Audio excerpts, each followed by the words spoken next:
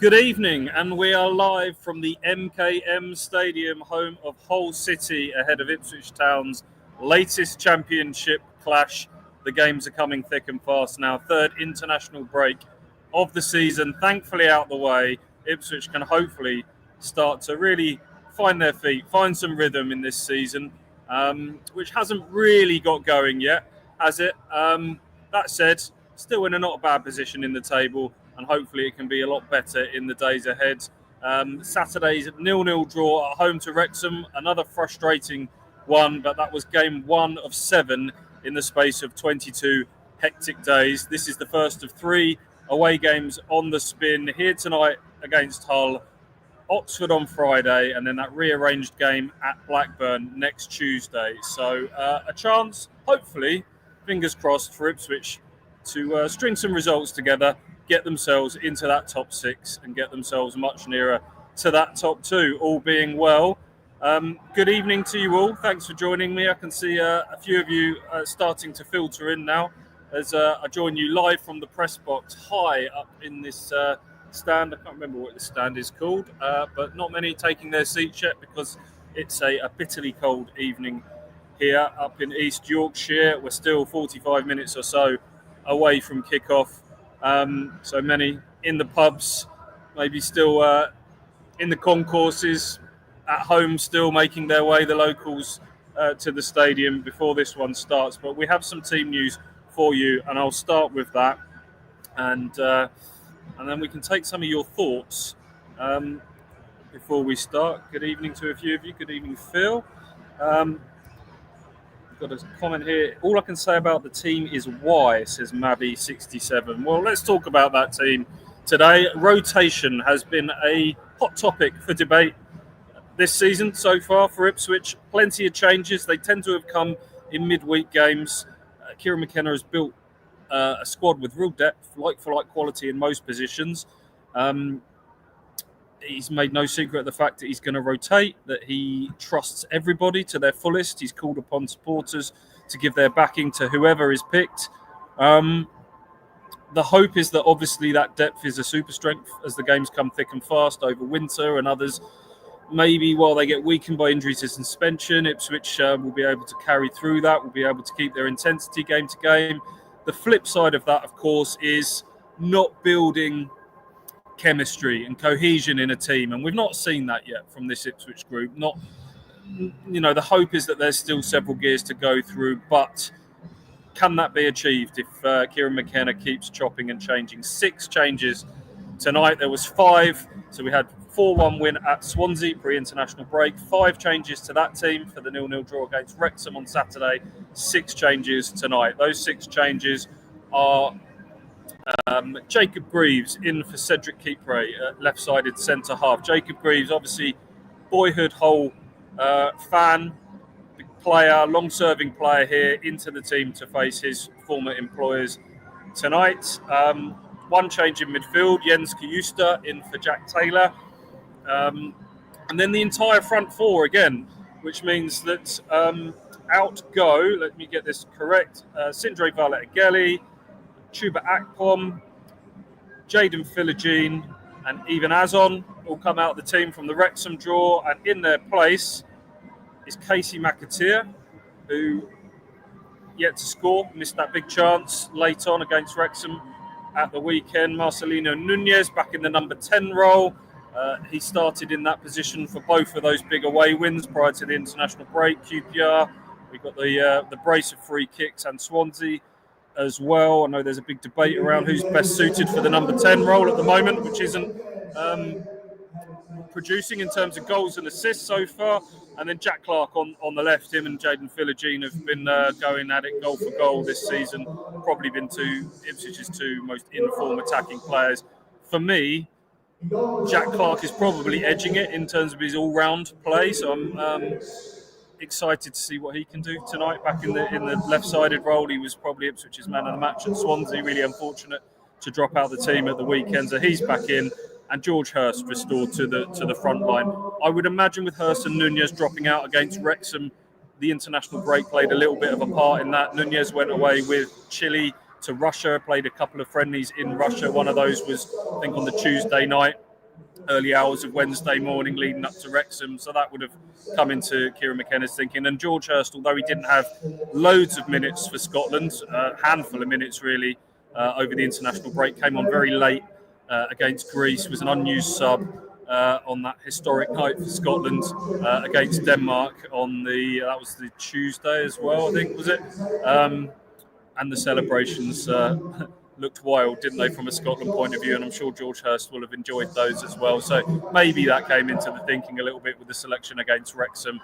No surprise to see a lot of those players that I've mentioned come back into the team tonight. What are your thoughts, everyone, on the lineup, on this as a game as well?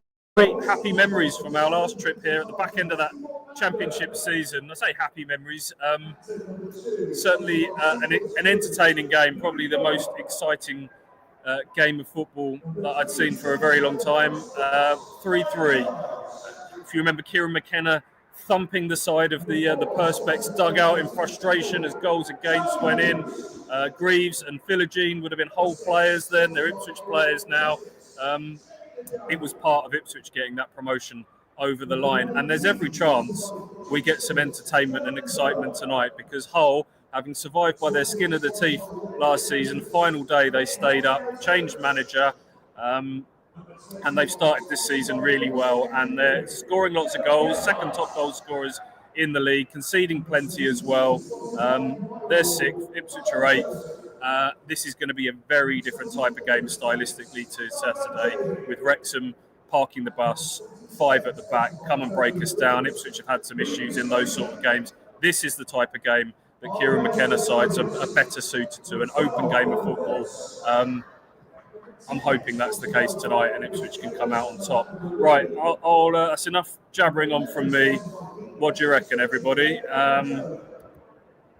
Robert here says, totally agree. Robert, forgive me, I didn't know what stage that comment came in, but I'm just going to assume everything I've just said there. Feel free to come back on what particular point you were agreeing on there. Jamie here, looking forward to this one. Nice to see the Chilean start on a chilly one this evening. Yes, very good, Jamie.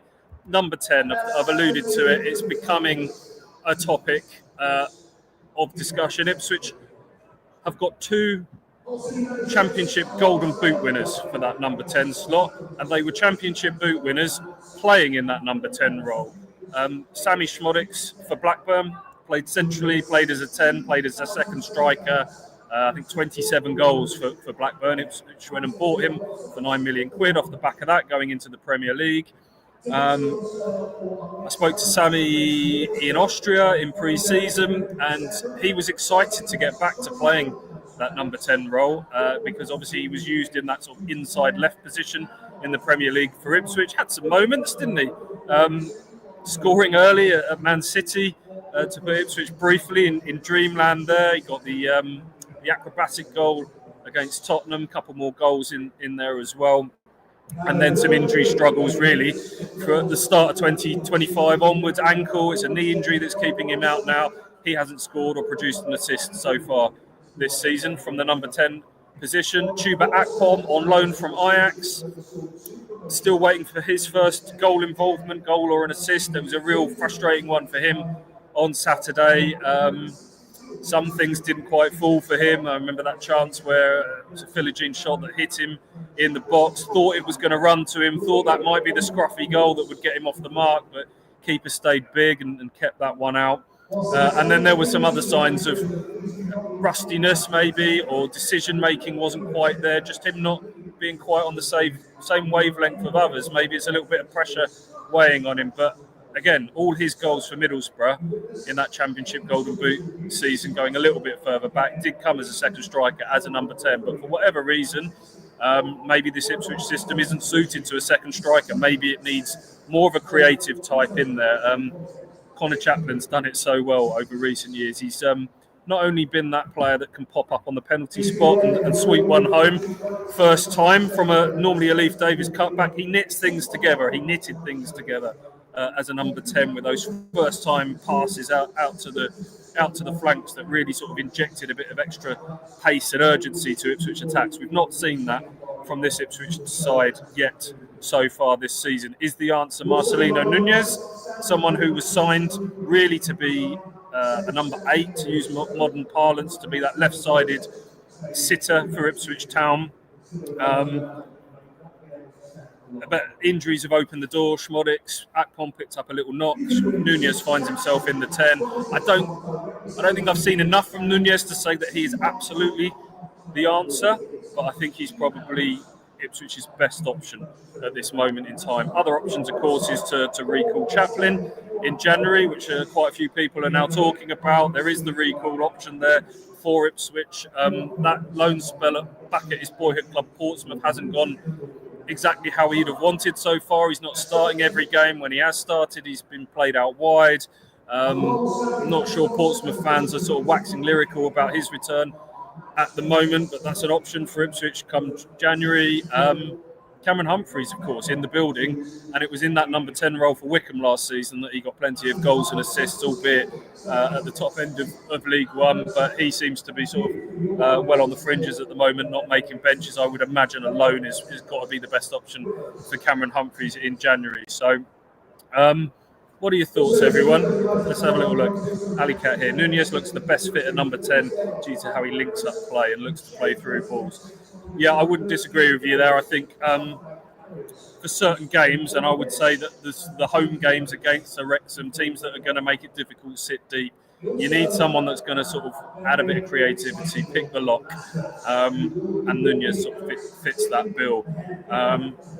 Tonight will be interesting. A lot more space for Ipswich. There's going to be, Hull concede a lot of chances. This is going to be an open game of football, and that's where Nunez hopefully can pull some strings and like you say, be the one to play those through balls and get Ipswich going. Maybe get Hurst running off the shoulder. A few more thoughts for you, Jamie. Time for Leaf to score this evening. That'd be nice, wouldn't it? Yeah, Leif Davis spoke really well. Colleague Alex spoke to Leif post the 0-0 draw against Wrexham. Leif has really grown. I've felt it every time I've spoken to him. He's really stepped up as a senior player, a leader in this group now. I believe it's never been officially confirmed, but excuse me, he's part of the leadership group now. He's obviously one of the longest serving players at Ipswich, and I think he's taken that responsibility on now. Kieran McKenna said, you need to step up and be that longer serving player. He's 25 now, so still young, but he's talked about maybe one day hopefully being a future Ipswich captain. Just signed his new contract till 2025. Tough season in the Premier League for Leaf, facing world-class right wingers. Right wing seemed to be, you looked at every opposition team sheet and it was Mo Salah and Saka, and every week it seemed to be the strongest player in the opposition played on the right. Leaf, by his own admittance, the defensive part of Leaf's game has never been his strongest. I think it has improved. I think the nature of his role in this Ipswich team, getting up and down the entirety of that left side, leaves him vulnerable at times, and that's not just down to him. That's just the nature of the tactics in this team. But he feels like he's getting his mojo back in the Championship, and he still remains one of, if not Ipswich's most creative outlet in the team. And I know the assists haven't quite started racking up in the same way they did last time it was this level, but he creates chances. And this sort of game tonight, as I say, where hopefully it's going to be a bit more open, spaces to attack, could really suit Leif Davis. A goal, as Jamie mentioned there, would be nice, and I think he's got more chance of scoring goals this season because of this sort of inverted way that Kieran McKenna is using him. We know and love him as being this fullback that bombs on the outside, and that was fine when Nathan Broadhead played as the tucked in left winger in front of him, left lots of space for Leaf to attack. Now it's a Jack Clark or a Jaden Philogene who want to stay wide initially before drifting inside and cutting inside. It took a little while for Leaf to kind of work that out, I think. And Kieran McKenna has spoken to him about making those darting runs inside, helping the midfield out. And at times, if you look at him, he ends up playing almost as a central striker, Leif Davis. He goes and he keeps going and he goes through the middle of the pitch. And I think he's going to get chances from open play. We saw it with the Burgess own goal that he forced, popped up in a position like that. Could one be tonight? who knows? It's the sort of game where he absolutely could happen for him. One from Phil here. Looking forward to the return of Wes Burns, but when will that be? A lot of Wes Burns chat over recent days, and I think that's because it's not quite happened for Casey McAteer so far in his Ipswich career. Fairly small sample size, I will say, in Casey McAteer's defence, and Casey's been open with the fact that it's his first move away from Leicester, and he's getting to grips with that a little bit. He's not really done anything that's leapt off the page as Casey McAteer. Didn't help that he missed that chance. I wouldn't say it was a gilt-edged chance. It was a very good chance late on Saturday. That kind of summed up his start to life at Ipswich so far. Casey McAteer comes with a price tag as well, of course. Doesn't help that Chio Ogbene, the player that loans out to make space for him, has been starting ahead of him and getting an island camps ahead of Casey McAteer, albeit Chio Ogbene has had an injury setback now, by the way. So with McAteer's struggles, with Sindre Valerigelli yet to score, I think we're encouraged quietly by what Sindre's doing. There's a lot of talk about how Ipswich miss Wes, and I do agree, they miss his straight line speed in this team. Wes was a bit of a cheat code, really. He just stay high, stay right. You're an outball for us. Just get isolated with your man. They haven't really got that stylistically in terms of right wing options. I think McAteer's meant to be that, and maybe he'll get to that stage, but we haven't seen it so far. But in terms of Wes suddenly coming in and being the answer, I can't see it. Not in the short term. I think people are getting too excited about Wes Burns being back in training. He's played in some behind closed doors games. He's training fully now with the first teamers, contact training. But he did his ACL in late January. There was a time not so long ago where ACLs finished careers. We've come a long way since then, and of course people recover from them, and they recover from them well. But he's an explosive player. His best attribute is pace. We don't know what an ACL is going to do to him, whether he's going to come back the same.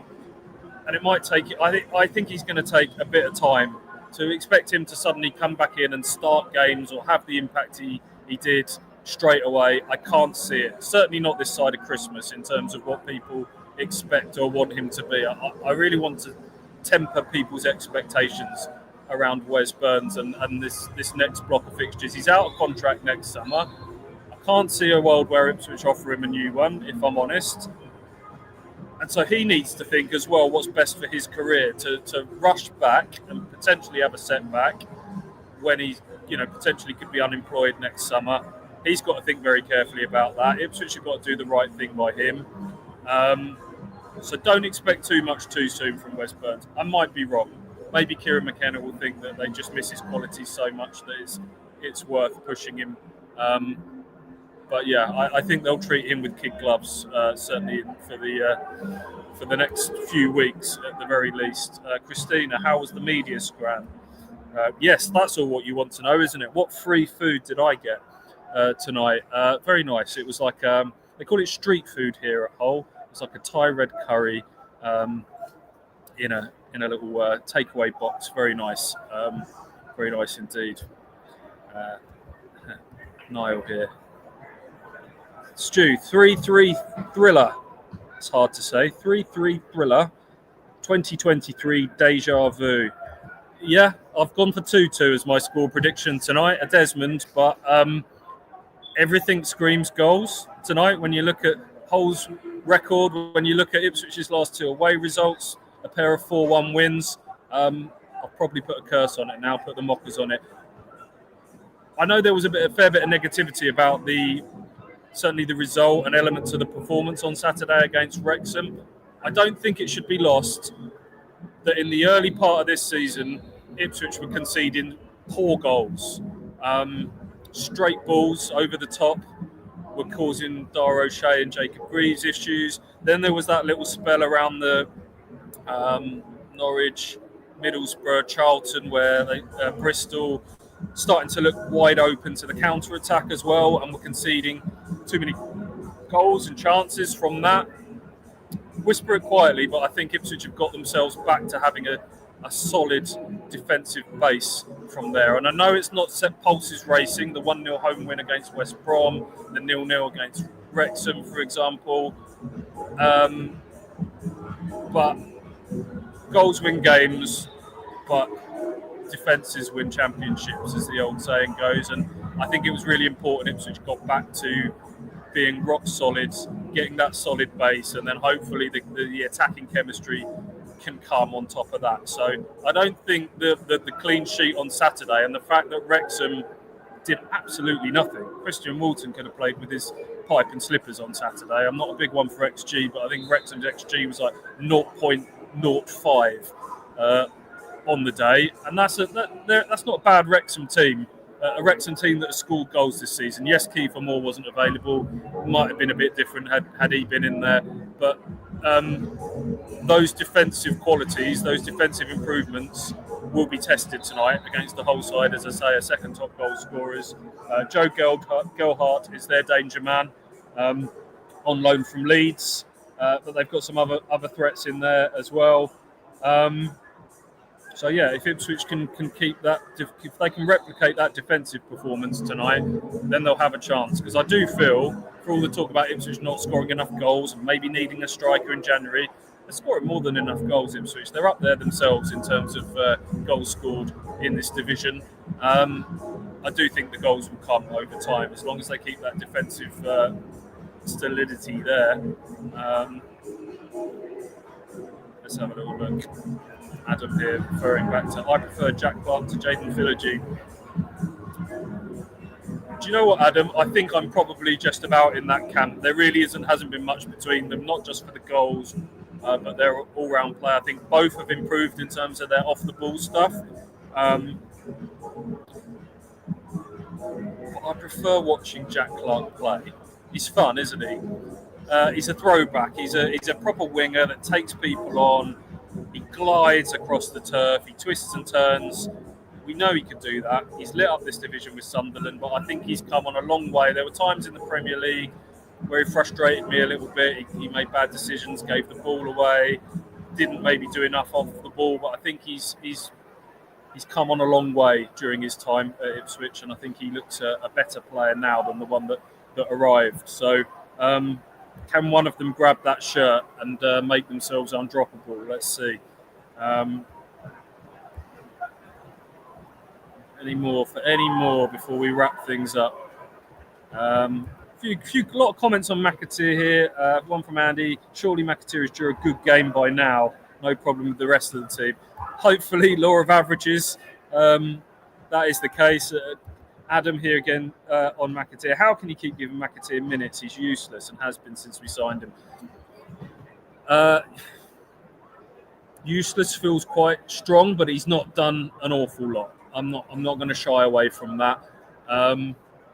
There have been moments where I can see his attributes. He's good size on him. He's physical and he can win some big diagonals. I think there are times early on where I think it's a confidence issue. I want to see him take on his marker a little bit more. I think back to the Charlton game actually, and bad memories from that. But in the first half, when Ipswich were decent, I thought he showed a bit. Casey McAteer in that game. How many starts has he had now? I'll have to double check, but it's not tons, is it? And I keep saying it, lest we not forget, a lot of these promotion heroes that we're all pining for now, understandably so. Why can't we get that team back together? Let's re-sign Sam Morsey and recall Connor Chaplin. Get Wes Burns back in the team ASAP. It's easy to forget that some of those had slow starts to life at Ipswich. It didn't happen for them straight away. They've talked quite openly about when they came in and a big summer had changed. A lot of them arrived during the Paul Cook Demolition Man summer, how it took them time to just off the pitch, settle in with families, partners, find places to live, work under a new manager, new philosophies, all those things, new teammates.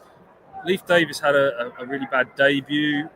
Sam Morsey talked about taking a while to get his head around things. There's loads of examples of that before they became the team that they were. We just have to hope that this team can become that over time. I think this is a better team, a better squad on paper.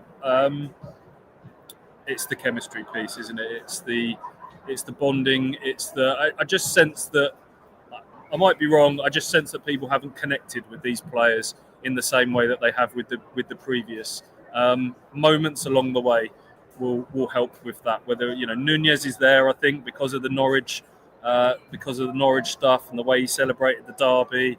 Azon took a step forward with that goal at Swansea prior to the international break. Others need those moments to have that connection with the fans, and I'm hoping it will come. Yes, we're a third of the way into the season now. Still a hell of a lot of football to be played, and it looks a lesser division this year, doesn't it? It's a real surprise top six. Hull among them at the moment. Coventry, the only team that look like they might possibly open up an insurmountable gap, but Ipswich aren't a million miles off. Middlesbrough in second at the moment. Long way to go yet at the moment. Leicester have struggled since coming down. Southampton have struggled as well. We still feel like we're in that little nether zone, don't we, at the moment, of which way this season might go. These next few weeks will tell us a lot. This week will tell us a lot. 3 away games in the space of 8 days. A period that will separate the men from the boys. Hopefully Ipswich can be the former. Hull City kick off just over 15 minutes away. Thank you so much for everyone that's joined me tonight. Hope you enjoy this feature, something a little bit different. It will be Alex joining you ahead of Oxford on Friday, but for tonight it's Hull City away. As always, enjoy it. If you want to follow, if you're unable to watch on TV and you want to follow my updates, subscribe to the EADT. It's currently £6 for 6 months. What's that? A little more than a pint. It's going to take you to the end of the season. You'll get all of the exclusive interviews that we bring you. I've done one with Azor Matasiwa, even Azon, Dara O'Shea more recently, plus the live updates from games, the match verdicts that come the morning after every match, and plenty more besides. £6. So if you aren't a subscriber and you want to follow my live updates, sign up. That would be great. And I'll see you on the other side with AJ for the video verdicts. Enjoy. See you later.